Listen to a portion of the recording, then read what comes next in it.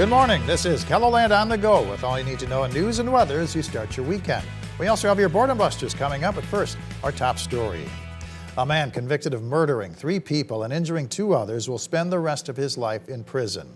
In June of last year, Justin Rackley killed Michael Thompson, Kelly Reeves, and Daniel Chemnitz at a home in southwest Sioux Falls. On Friday, the judge handed down 3 life sentences without parole, plus an additional 30 years behind bars. It doesn't bring their family members back, but I hope that it gives them something to keep moving forward in their grieving process. I'm feeling relief, happiness, sadness, grief. It's just all combined. And someone had said in the courtroom today about this chapter is closed, and that is so true, that we close this chapter. But we have a lot of chapters left to go. Rackley proclaimed his innocence during Friday's sentencing hearing. He was taken immediately to the Jameson Annex at the South Dakota State Penitentiary immediately following the hearing. The decision to close and consolidate Christ the King Elementary School will move ahead despite appeals from parents. According to a release sent out by Divine Mercy Pastorate, the Board of Directors voted to uphold the original decision to consolidate Christ the King during the 2025-2026 school year. The Bishop O'Gorman Catholic Schools also sent out a statement saying this final decision was not made lightly. You can read the full statement on KELOLAND.com. People will gather in downtown Sioux Falls on Monday for the Native American Day Parade. Dale Chasinghawk has been selected as the Grand Marshal. He's a school psychologist for the Sioux Falls School District. Chasinghawk's passion for education stems from his time as a student in Vermilion. Vermilion wasn't very diverse when I first moved there. So it was hard as a Native American student. You realize you stood out. You were, different from your peers, but they never treated me differently. They always encouraged me, and they always made me feel special. The parade begins at 11 a.m. on Monday at 13th and Phillips in downtown Sioux Falls. Let's take our first look at the forecast now with meteorologist Brian Karstens in the Storm Center. Good morning, Brian. Good morning, Perry. Good morning, everybody. Weather forecast today featuring some scattered showers tracking in from northeast Nebraska. That will be part of our discussion today. I think clouds, too, affecting our temperatures. Southeast winds having some strength, running every bit of 15 to 30. So I think we'll still land near 70 late in the day in Sioux Falls as we're looking at those shower chances. Best bet between 10 a.m. and 1 o'clock this afternoon. Otherwise, 81 degrees in Rapid City with a south wind today as well. We'll track the next rounds of showers and even some thunderstorms tonight, Perry. That's coming up in a few minutes. All right, thank you very much, Brian. Esports enthusiasts are bringing their A games to Sioux Falls. Hundreds of them will be competing today during the Sodak Circuit competition at the Sioux Falls Convention Center. We have the RPG room this year for role-playing games and Dungeons & Dragons, and we actually are partnering with the Game Masters Society, and they are a very elite group of dungeon masters and DMs who get together and learn and grow together. Today's event will also feature a cosplay competition along with 6 video games and a racing simulator. There will be over $6,500 in cash prizes and another $2,000 in door prizes. Visitors to the W.H. Lyon Fairgrounds got plenty of good scares last night. The J.C.'s Fairgrounds Haunted House has opened for the season, highlighting phobias everyone has, from fear of the dark to spiders and clowns. Part of the ticket sales go to help fund community projects sponsored by the J.C.'s. A lot of the proceeds go back to the community and helping children in need this Christmas and getting them gifts. The J.C.'s have hosted a haunted house every year since 1974. The fairgrounds are open every weekend through Halloween. It's located in the Fine Arts Building of the fairgrounds. Meanwhile, Terror 29 is welcoming ghouling-seeking guests to its haunted house in Brandon, as well as its haunted corn maze in Valley Springs. Also, go for a spooky stroll through the Trail of Terror haunted woods at Camp Leaf Erickson in Sioux Falls. The Twisted Nightmare Haunted House at the South Dakota Fraternal Order of Police Lodge in Sioux Falls is a fundraiser for Feeding South Dakota.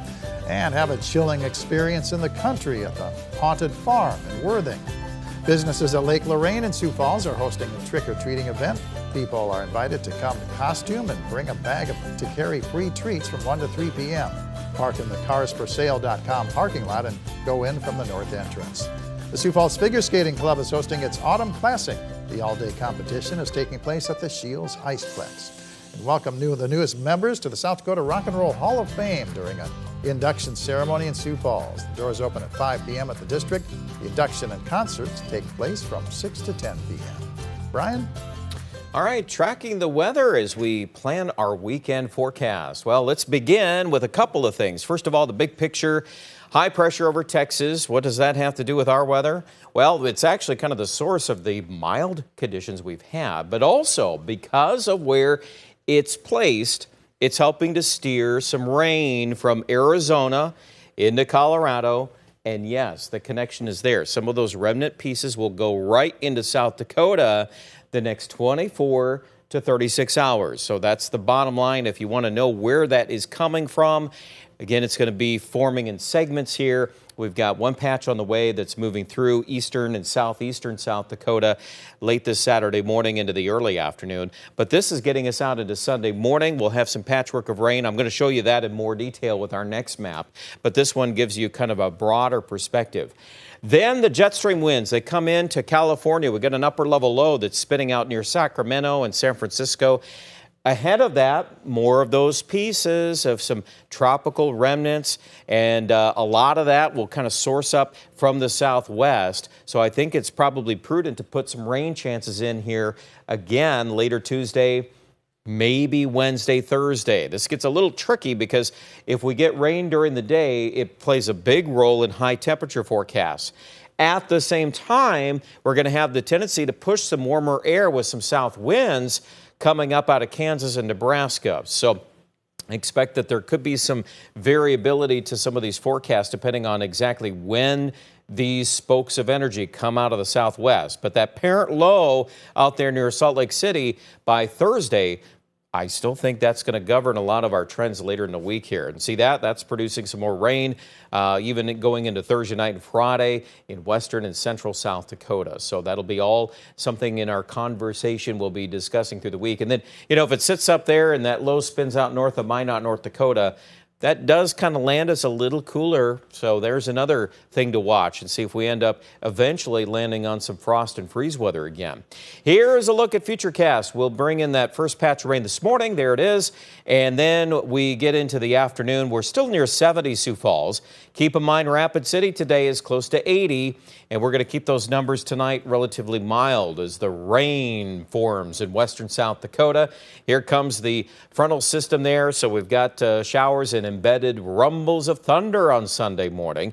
Eastern South Dakota, stretching into western Minnesota. I know it's kind of a broader reach there. It goes from Sisseton to Vermilion, but there are going to be some patches in that will get at least a half an inch of rain. Maybe a couple of 1-inch rain numbers will come in by the early Sunday afternoon time frame. So if you're a spot that's dry, I know I'm in a spot that's very dry, well, we'll probably soak every bit of that up. Now, third line, you see the little segment that runs from Aberdeen to Chamberlain Sunday afternoon. That's actually closer to the connected front. So timing-wise on that is probably safe to say mid to late afternoon. Let's just kind of watch that change of the wind, the change in the weather. We get into Monday. See that? Everything's out of the north here Monday morning, and we're dramatically cooler. We'll probably start the morning in the 30s, west and central, and not a lot of warming potential here. Now we're toning back closer to average or even a little below normal. And if it rains any bit on Tuesday like this is showing, it's going to tug those temperatures down even more. So it's even more likely we'll stay in the 50s. Yeah, sounds like sweater weather, doesn't it? All right, 70 today, Sioux Falls. We're looking at highs warming up to 82 tomorrow. Then we're back down to 61 on Monday. The rain chances there Tuesday, Wednesday. Stay tuned. We'll be fine-tuning the details on that, maybe upping those percentages a little bit. Aberdeen, we're going to toss in some rain as well by at least late Tuesday or into Wednesday. And then at that point, it becomes just a matter of where the rain falls. If we skip out on a day or so on that, it can warm into the mid to upper 60s. 60s. But keep in mind for Pierre and Rapid City, we're a little bit closer to that trough. I definitely feel good about keeping these numbers down on Monday and Tuesday. And then after that, we'll settle on mid to upper 60s. And likewise, Rapid City could bounce back on Wednesday to 70. It's not as if every day can be chilly, but we're going to have some rain chances Tuesday, Wednesday as well. Find out more information online at KELLERLAND.com.